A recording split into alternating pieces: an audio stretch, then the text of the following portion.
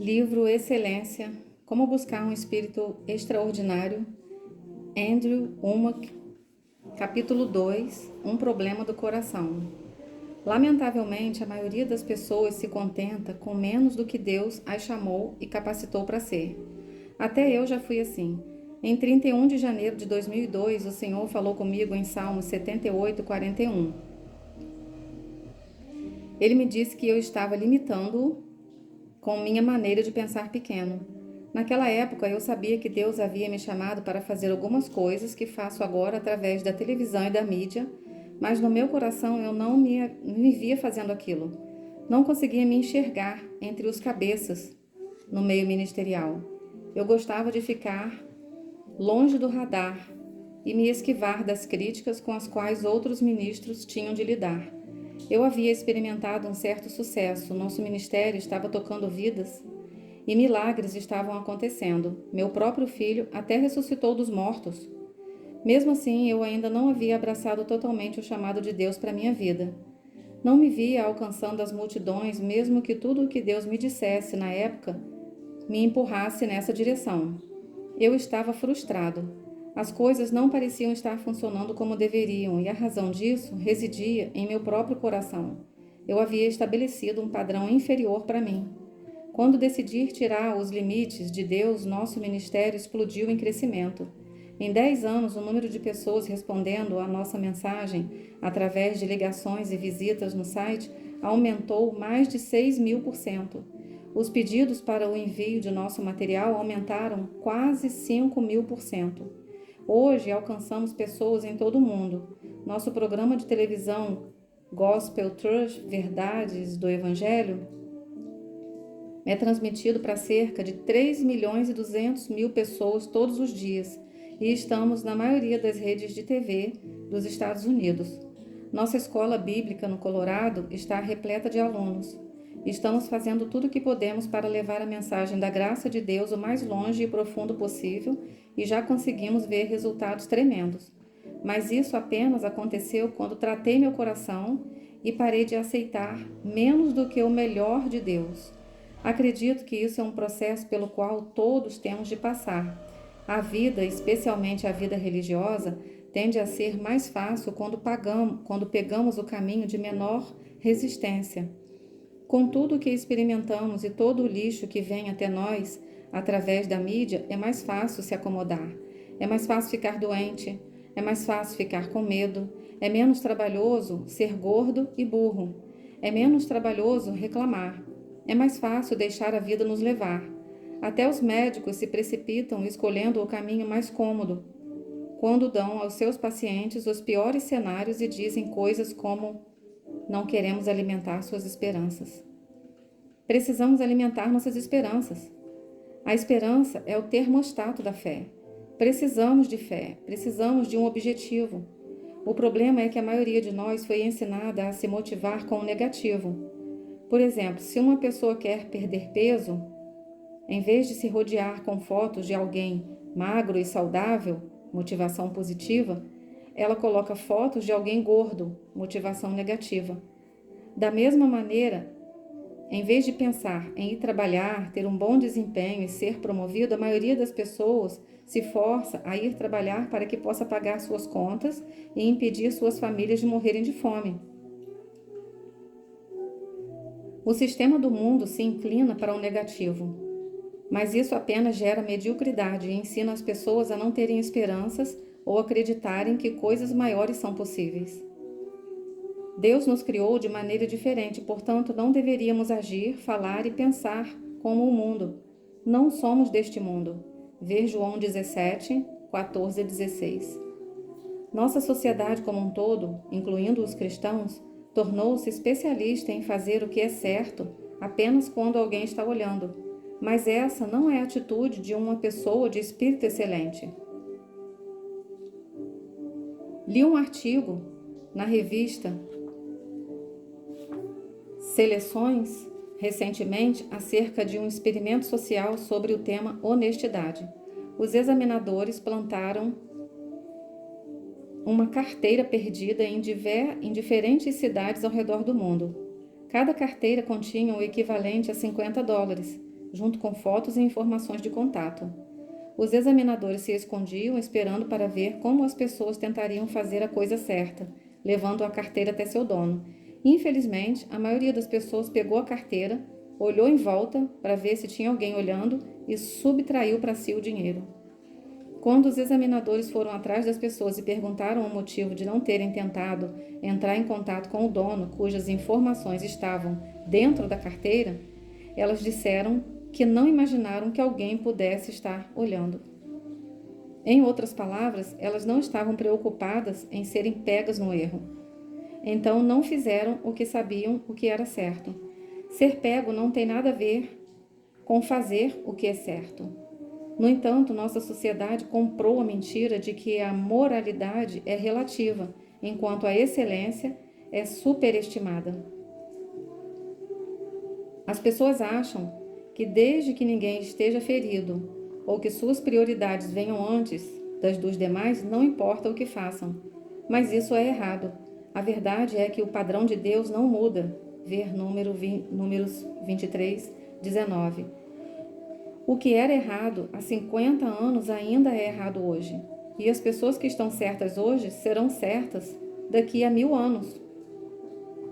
Cristãos que conhecem o padrão de Deus deveriam se destacar. Nossa excelência, nossas atitudes, devem nos levantar bem acima de nossos colegas no governo, nos negócios, na família e em toda a área da vida. Nossa atitude determina nossa altitude. Nossa atitude determina o quão estamos próximos de Deus. Fico surpreso em ver quantas pessoas oram por promoção e aumento, mas ainda têm atitudes ruins. Elas não percebem que suas atitudes, embora intangíveis, são ainda muito perceptíveis. Por exemplo, as pessoas notam se você está estressado e notam quando está entusiasmado. Não são apenas posturas físicas que o entregam. Há uma conexão espiritual entre a atitude do seu coração e as ações. Certa vez conheci um homem em Phoenix, Arizona, que trabalhava para uma igreja em que eu estava pregando. Ele foi designado para ser meu motorista e pelos 5 dias em que estive lá, mesmo que ele quisesse que eu sentasse no banco de trás, sentei na frente ao seu lado e tentei começar uma conversa. Ele respondia as perguntas diretas, mas não importava o que eu dissesse, não conseguia envolvê-lo em nenhuma conversa. Ele tinha uma atitude horrível. Era óbvio que não gostava de seu trabalho. No último dia, finalmente perguntei: qual é o seu problema? Posso ver que não é feliz. O que está acontecendo? Aquele cara se abriu comigo e começou a compartilhar que viera a essa grande igreja porque pensava que lhe dariam oportunidades para ministrar.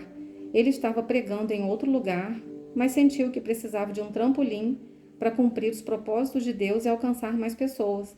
E ele acreditou que aquele lugar seria seu trampolim, mas agora estava bravo porque a única coisa que havia feito desde que tinha sido contratado era dirigir para as pessoas.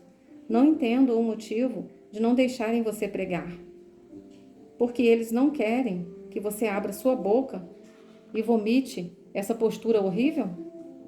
Por que será que eles não gostariam de ter seu povo infectado por sua amargura e raiva? Disse eu, depois que o homem parou de falar. Ele ficou ali sentado e pasmo por 1 minuto. Então continuei, agora mais gentilmente. Você não vê? É a sua atitude que o está impedindo.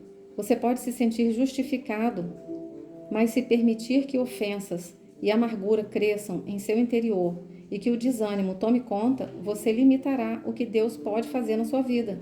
Se quer subir mais um degrau, você precisa manter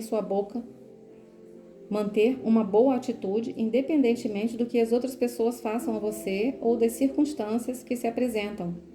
Não tenho um jeito de provar isso porque não estou andando para trás nas coisas que Deus me chamou para fazer, mas se por algum motivo eu perder o ministério e tiver de ir trabalhar em uma lanchonete, seria apenas uma questão de tempo para eu começar a prosperar. Por quê? Porque eu mantenho um espírito excelente. Eu seria para o meu local de trabalho, para receber um salário mínimo, louvando a Deus por sua provisão. Assim que eu iria para aquele trabalho. Eu trabalharia lá de todo o meu coração. Em breve, acredito que eu seria o gerente daquele negócio e, em seguida, o dono. Não demoraria muito, eu seria proprietário de toda uma cadeia de lanchonetes. Não porque eu soubesse que eu era a pessoa certa ou tivesse habilidades administrativas maravilhosas, mas porque é isso que está em meu coração. Minha atitude me promoveria. Um espírito excelente irá promovê-lo nos negócios, no ministério ou em casa com a sua família. Irá honrá-lo junto a seus vizinhos, na sua escola ou em reuniões da comunidade. Não há limites para um espírito excelente. Deus se deleita na excelência, mas ela começa no coração. Se você não está sendo bem-sucedido, se parece que todos estão prosperando enquanto você luta para sobreviver, ou se você sente que foi deixado de lado em uma promoção, pode ser que lhe falte um espírito excelente. A atitude de seu coração pode estar impedindo que você viva o melhor que Deus tem para a sua vida. Provérbios 23, 7 diz: porque como imaginou o homem no seu coração, assim ele é. É a atitude do coração que estimula suas ações. Jesus disse: o homem bom, do bom tesouro do coração, tira o bem, e o mal, do mau tesouro, tira o mal. Porque a boca fala do que está cheio o coração. Lucas 6,45. A mudança não pode acontecer externamente até que primeiro aconteça internamente. Lutar contra a mediocridade perversa do mundo e mudar a atitude do seu coração é uma tarefa impossível de se fazer sozinho. É preciso uma habilidade sobrenatural que você não tem, a não ser que tenha nascido de novo. Mas nascer de novo é mais do que apenas acreditar que Deus existe. Tiago 2, 19 a 20 diz: crês tu que Deus é um só? Fazes bem. Até os demônios creem e tremem. Queres, pois, ficar certo, ó homem insensato, de que a fé sem as obras é inoperante? Nascer de novo requer a graça de Deus, o que Ele já nos deu, e a nossa fé ativa. Vê Efésios 2, 8. Fé é mais do que apenas acreditar. Fé é ação. Ela faz algo com o que se acredita. Se você meramente acreditar que há um Deus, não fará nada mais do que Satanás já fez. Para ser alguém que nasceu de novo, você tem de fazer algo que o diabo nunca fez: agir segundo a sua fé e submeter sua vida a Cristo. Romanos 10, 9 diz: se com a sua boca confessares Jesus como Senhor e em seu coração creres, crer não é o suficiente. Você deve dobrar seus joelhos e fazer de Jesus o seu Senhor. É um compromisso, não de que você falhará, pois isso é impossível, mas de que você está disposto a deixar Cristo e sua palavra governarem sua vida. Não é mágica, não é uma questão de se Deus pode ou não perdoá-lo. A graça já foi derramada. Jesus já morreu, ressuscitou e perdoou você. A pergunta é: você irá se render? Você acrescentará à sua fé a graça de Deus? Você fará com que Ele seja o Senhor da sua vida? Aqui terminamos o capítulo 2.